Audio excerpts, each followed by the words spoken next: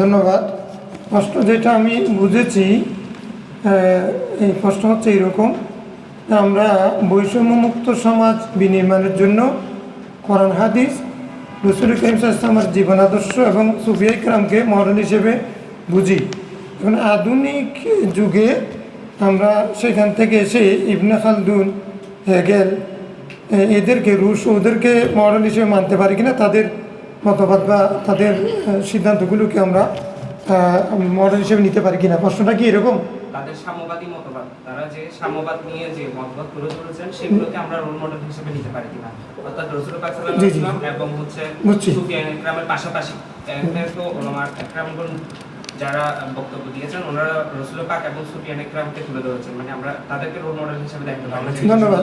Knowledge element হিসেবে জি জি হ্যাঁ, পাশাপাশি এদেরকে কিভাবে নেওয়া যায়? ধন্যবাদ।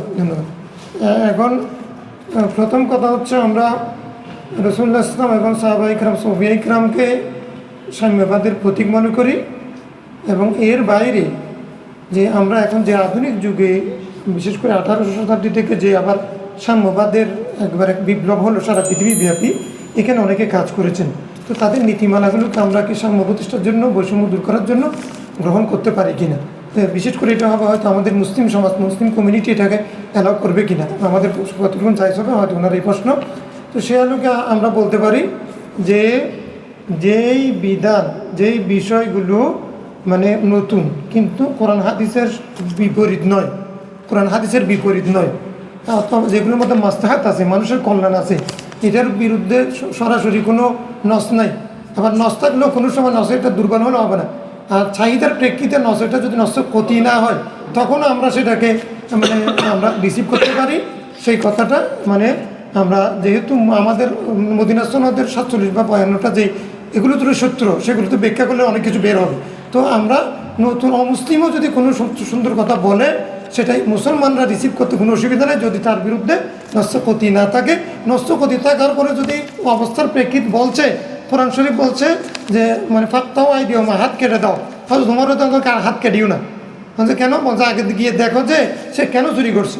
তো গিয়ে দেখা গেল যে তার তখন দারিদ্র কারণে সে তখন কহাজ সালে চলছিল, মানে সে কেন চুরি করছে, বলছে তাহলে হাত কাটিও না। কারণ সে বলছে হাত কেটে দাও, হয়তো তোমারও কেন তো এটা নিষেধ করে দিয়েছেন। তাহলে ইসলাম অত্যন্ত মানবিক এবং যৌক্তিক, সেই কারণে যে কোনো কেউ পৃথিবীর যে কেউ সুন্দর কথা বলবে কল্যাণকর মানুষের জন্য, সেটাকে আমরা রিসিভ করতে পারি। অ্যারিস্টটল আর প্লেটোকে তো সমাজবিজ্ঞানীরা অসংখ্যবার ব্যবহার করছে। ইবনে খালদুনের যে কথা, জি, সবাই ব্যবহার, ওনারা সবাই ব্যবহার করেছে। আর ওনারা যে অমুসলিম ছিলেন সেটাও আপনি নিশ্চিত করতে পারবেন না, কারণ মানে হ্যাঁ সক্রেটিস জি জি ভিন্ন শরীয়ত থাকতে পারে, অন্য একটা নীতি তখন প্রসেসম আসে নাই।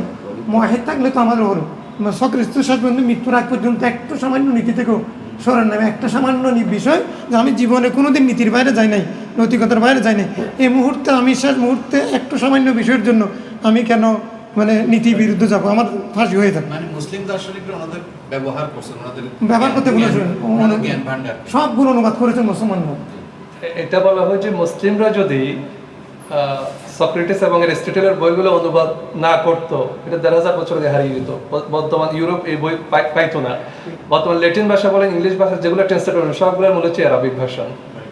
ঠিক আছে, মুসলিমরা সবাইকে পড়ে, পুরো বিশ্বকে জানে, সৃষ্টিকে জানে, সিস্টেমের মাধ্যমে স্রষ্টাকে জানে।